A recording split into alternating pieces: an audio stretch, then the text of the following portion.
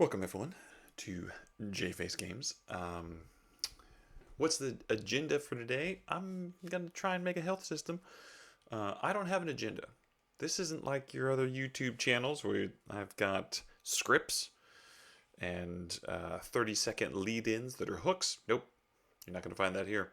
What you're gonna find is rambling, and you're gonna find design discussion, because that's what we do.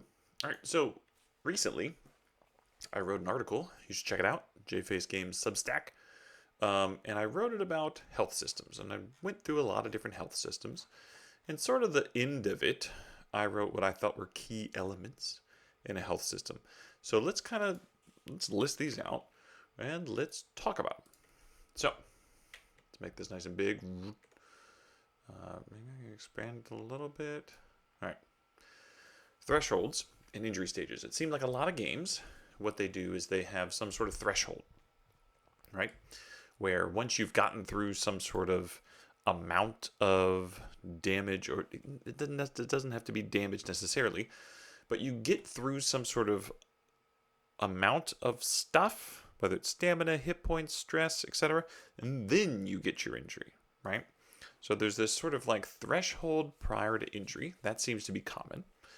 Another one seems to be this variable triggers, and then a stress meter of sorts, right? Mothership was the big one I talked about in the game for this, where the idea being, can I expand this at all? This isn't like Notion where I can make it wider.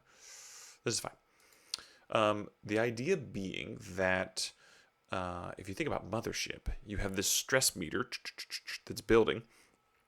And the higher the stress meter, the worse the panic check, meaning that occasionally you're going to have to make this panic check. And if your stress is really high, it makes the type of panic you get worse. But you don't know when the panic check's coming. That's that variable trigger, right, in some sort of meter. Okay. Player agency. It's really nice when games allow you to sort of apply the consequence where you want to, whether it's on a skill, on an equipment, or on a body region. Whether you get to choose when to apply that consequence potentially, like in Fate, to absorb stress.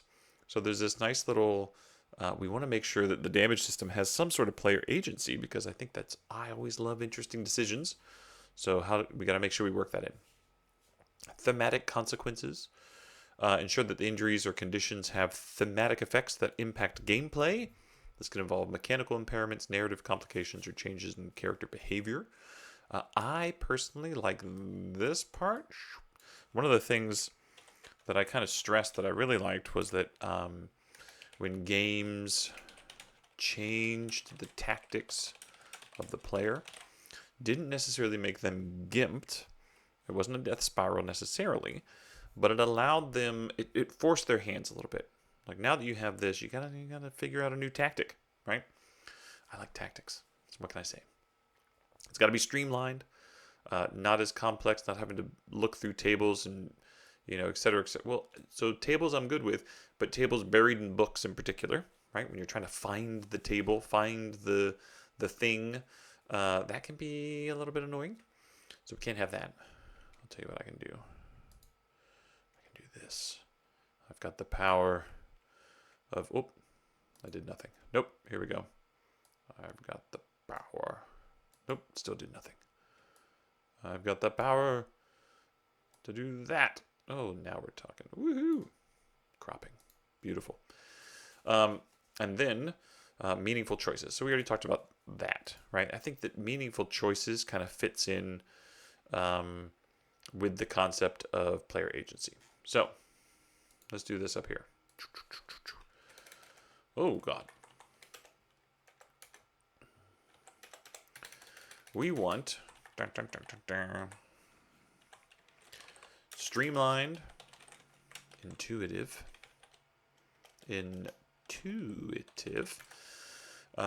player choice, agency, changes your tactics, variable triggers, and then we have thresholds, an injury. Okay. Now what I could do is I could just combine systems that I like. I could just try and combine systems and see how that is. That's probably the smartest thing, right? When it comes down to designing homebrews and things like that, I mean, if someone's already got a system that works, just take the system, right? You don't have to be crazy. You know, sometimes we get a little. I am one who loves designing new things completely from scratch. Don't get me wrong. Sometimes we get wrapped up in that where technically the thing we want to do is play, right? You just want to play and you want to have fun and you want to make sure that the players are having fun. Sometimes we get a little crazy in our designs to the point where maybe it's not fun anymore. So, anyways, let's think about this. I love meta currencies, so we're going to put meta currency here. My game, I think that the health system in Scattered Isles currently is a doozy. It's a lot of fun and it involves a meta currency. Can't talk about it too much right now. But if you get on my Patreon, I do talk about the game a little bit more on the Patreon, on the free membership or the paid membership. But feel free to support me on Patreon. It's a lot of fun. I think it's fun. All right, I'm going to do a video for the Patreon right after this. So I'm going to do a meta currency, and I want it to be streamlined. So let's just think what is interesting. Oh, and the other thing is I like 13th Age. I'll talk about this. We'll get back to that. All right, so we're going to have a meta currency that's streamlined. What if the meta currency is the threshold that's building, right? Maybe, I don't know what the style of game this is, so this might be very stylized. It's not your everything game. So let's say you have a meta currency that's building. Every round, meta currency builds. You know, a la Dagger or a la Draw Steel, right? So you have this building meta currency, but there are variable threshold, variable checks, random check, that if meta currency is high, can be worse. Okay, this makes me think of like some sort of power up. You know, so this making me feel like superhero-y or something, like you're channeling in power, but it comes unstable. So that's the theme we're going with, right? Because your badass abilities,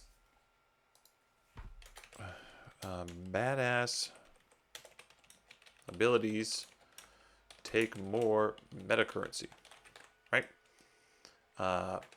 But should I spend it now or let it build? I don't know. Okay, so that's the idea so far. Every round you have a meta currency that's building, and ooh, lordy. Every round you have a meta currency that's building, but you can have these random checks.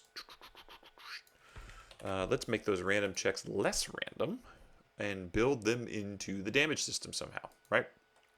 So now we're going to have, we need our threshold, right? Our threshold is going to be, so this is sort of our meter that's building up. It's also how we power some stuff. And I would say that these, let's make it so that if the meta currency is high, these checks, maybe these are the injuries, or these are how injuries happen. Question mark. So now let's talk about the threshold. The threshold is going to be, let's just do, you know, I'm really into break right now, just because I did the video. Let's do hearts, right? Or stress. That's kind of boring. I'm sick of the word stress. I like it.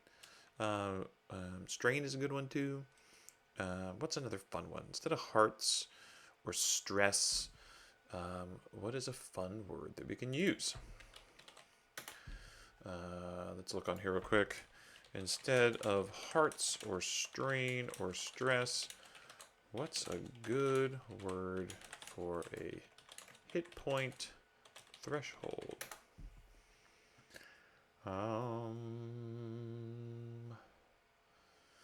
Your break, your wear, your I don't like any of those. This is gonna go with hearts because I don't want this video to be 75 minutes. And let's say you have anywhere from 2 to 5. Depends on roll class. Okay. So you have 2 to 5 of those, and this could be hits also, because in essence that's what the hearts are in break. It's how many hits you get. But I think that sometimes things will do more than one heart when they hit. All right, boom. Okay, that's your threshold. Extra, any hit after this causes the random check? That would be one easy way of doing it, right? That would be one easy way of doing it. But this is streamlined. I think it's streamlined so far. I think that it is variable triggers. We have that one. We have thresholds, and we have potentially injury, but we don't have change in tactics, and we don't have player choice or agency. So how do the players choose? Well, let's figure that out. Maybe easiest way to do this would be the player choice would come from you get to choose where the random check happens, and the random check is now on different body regions, but that ends up having a chart. Is that a bad thing? Not necessarily. Maybe you got different amount of hearts on the body regions. Is that getting too complex? I like it being a little bit more narratively open-ended, meaning that I don't have to track all this stuff. I just have a number of hearts. I think this is a general threshold, and that once you get through that threshold, stuff's happening. Is this random enough, though? Can these random checks happen off of other factors? I would say, because what we're losing here is if you got to get through the hearts to do the random checks, then it doesn't really mean anything if I'm building up the meta currency and it's getting unstable, right? If we want to have this meta currency feel unstable, maybe there is a past a point that random checks, well, it doesn't make it random. If you go past a point, then you're starting to have them. So maybe there's something else that can trigger those. What else would trigger those? Maybe you have a certain number. Like, let's just spitball here. Let's just spit the ball. Maybe you have a number that once passed, you have to make rolls on to see if the random check happens. Now, let me clarify, because that makes it seem like I'm having a random check to see if I do a random check. Well, let's now change this a little bit. Let's make this a damage check. I don't know if that's the right word. Damage check, right? So now we have this idea that you're going to do damage checks occasionally. And this is after you've, like, damage checks normally happen after you've been hit a couple times. Now, the next time you get hit, you have to do a damage check. But once you get past a certain threshold, of meta currency that you're building, you have to do a random check to see if you're actually taking damage. That's okay, right? So let's bring this down here. That gives us the randomness. Now, let's make this so that I feel like I've got a choice.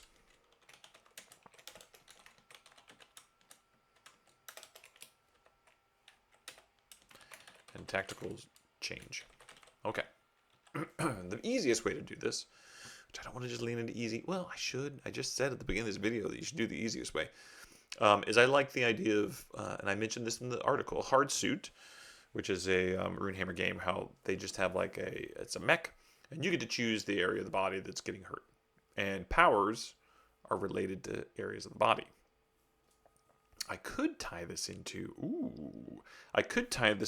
I had a system that I had devised.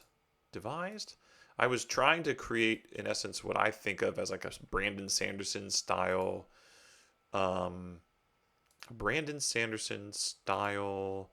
of magic system, which I think is cool. Let me see if I can pull it up real quick. And the idea being, I called it osomancy, right? And I was trying to make a Brandon Sanderson style of magic system, meaning that it's a very hard magic, right? Like there are rules and regulations. So let's say that this game, deals with osomancy, right? In other words, you get power from your bones, right? And different bones have different power benefits and et cetera, et cetera. And there's all bunch of rules for it. I'm not going to go through all the rules. But the idea is that now we're talking about osomancy. So now we can do that, right? Now we can say damage checks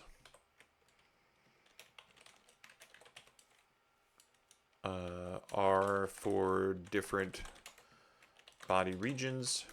You can choose which region takes damage. And therefore, regions are where you get certain powers.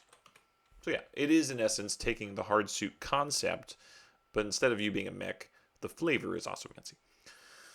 So now the big question would be, how does that damage system look, right? What is this damage system? What do I want that to look like? It could be as simple as the Cosmere RPG, where it's just like minor injury, major injury, severe injury. Is that flavorful? Not necessarily. I think not to dog them, but it's a little generic in terms of you're just saying that there's a severe injury there. They have a second table for that. I shouldn't dog it completely because there is a second table that gives a little bit more flavor, I believe. But I'm just thinking about the main table, which is more temporal in nature. There's a time component to it. So what is the damage check? Let's say that in terms of a bone, if we are tying this to the actual osomancy, we could say that it's broken, ain't working at all. We could, and this could be forever again, like really bad, shattering, spiral fracture, that kind of thing. Could be bone bruised. It's stunned for a period of time. XDX. It's bone bruise. Say bone bruise. Bone bruise. We could say that. So what do we have here so far? Not working ever again. It is stunned for a period of time. Ooh, I like the idea of. Let me scroll down a little bit so you can see more. I like the idea of one last use, meaning that like it's hanging on, and once you use it, now it's burn. I'm just gonna say offline.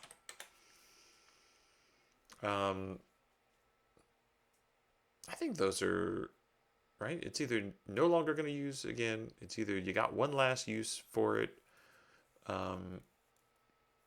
or here we go. It has a meta currency cap, right? Because maybe this is like I'm gonna say the first game that comes to mind is DC 20, where I think he always gives the example of like fireball, like fire, like flame. And if I spend one action on flame, then that means it just does like burning hand or like burning touch. If I do 2 actions, I've got burning hand. If I do 3 actions, it's fireball. Maybe that's like the concept of some of these bones. So therefore, if I had, 5 of whatever the meta currency is, then I could use my fireball. But maybe I've gotten damage to that bone so that there's a meta currency cap on it. Okay, there you go. That's a health system. Hopefully that was fun. Hopefully that gives an idea of sort of how you can batch a bunch of this stuff together. In other words, let's recap it. I have magic coming from my bones, but I have to build up a meta currency. It's probably some sort of like energy I'm drawing from the ether. And as it builds up, I can power, shoot off these awesome powers from different bones, or I get mental abilities from my skull, whatever. However, the more power I charge up, it might actually break one of those bones or damage the bone, because the bone can only hold so much power. I've got hits. In essence, I can take so many hits until finally, anytime I'm getting hit, it could directly damage one of those bones, and when it does, that's a problem. Oh, if the meta currency is too high, yeah, we already talked about that one. However, when I do get hit, I get to choose what bone is it actually taking damage, and then I roll, or maybe depending on how bad the attack is. This is how bad it was attack wise. Maybe it's a random roll. There's a question here. Is this random? It takes away the player agency, but maybe what happens is each of these is a level, right?